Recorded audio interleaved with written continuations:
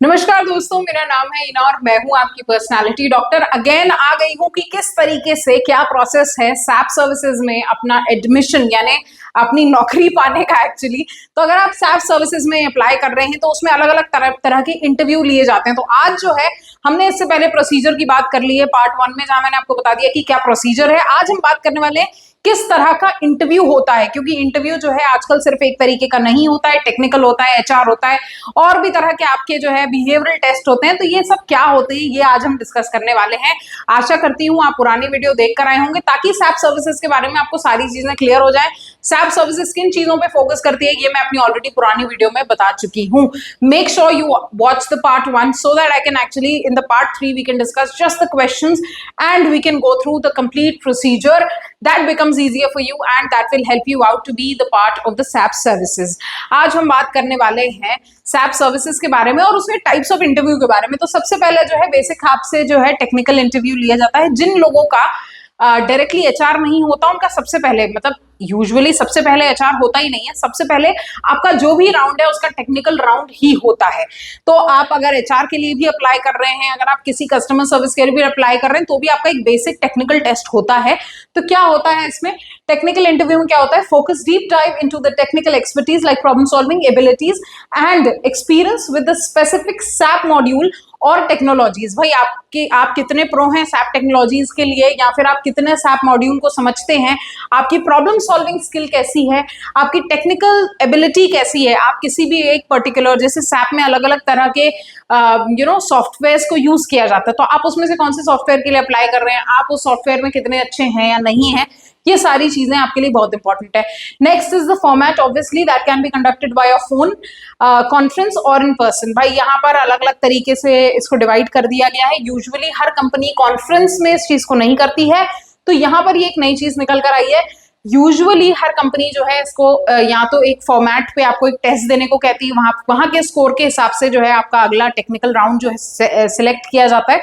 पर यहाँ पर ये वाया फोन भी हो सकता है, वीडियो कॉन्फ्रेंस भी हो सकता है और इन पर्सन भी हो सकता है। तो बी प्रिपेयर्ड कि आप इस तरीके से जो है आप जवाब देने वाले हैं सामने वाले को। So make sure that you are prepared कि आप कैसे इनको आंसर करने वाले हैं।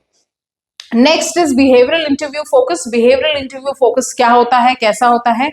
They access soft skills such as communication, teamwork, leadership, problem solving skills and real world scenarios। यहाँ पर आपको real world scenarios में डाल दिया जाता है, पूछा जाता है उनसे रिलेटेड सवाल कि भाई आपने पिछली बार कभी प्रॉब्लम सॉल्विंग करी थी कि नहीं करी थी, अगर करी थी तो कैसे करी थी, आप कितने ऑप्टिमिस्टिक हैं उस पर्टिकुलर प्रॉब्लम सॉल्विंग को लेकर।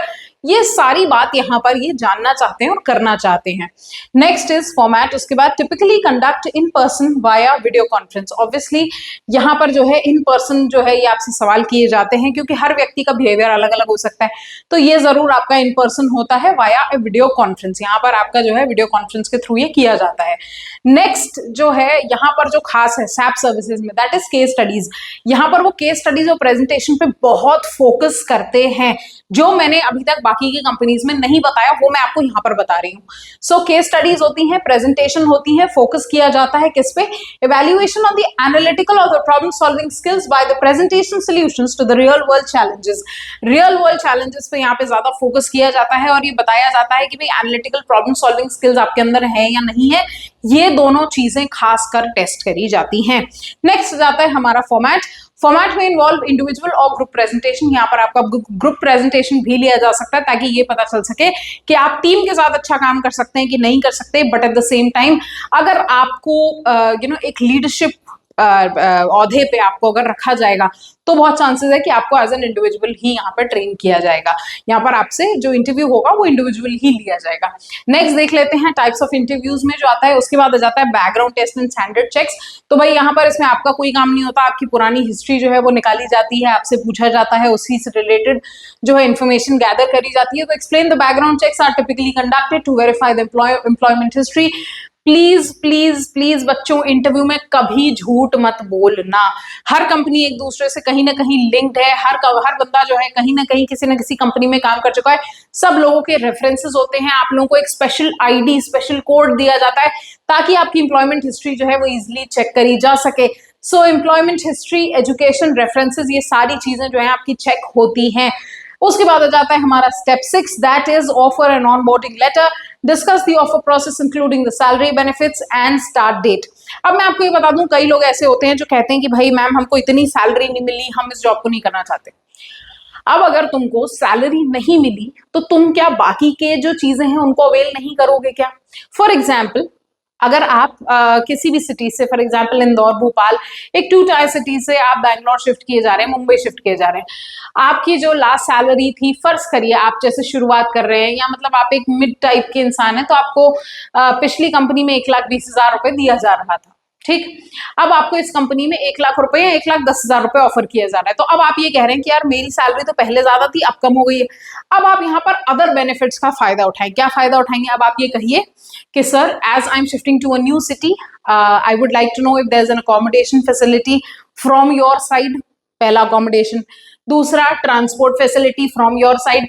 तो इस तरह की जो और चीजें हैं और बेनिफिट्स हैं, इनका फायदा उठा सकते हो आप, और ये आपको मंथली जो है आपका जो कॉम्पनसेशन है वो कर देगी कहीं ना कहीं।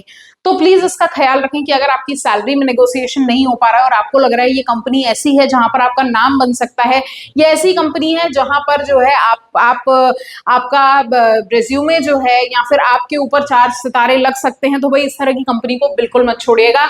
Make sure you do this and the salary benefits, make sure इनको सही तरीके से नेगोशिएट करें।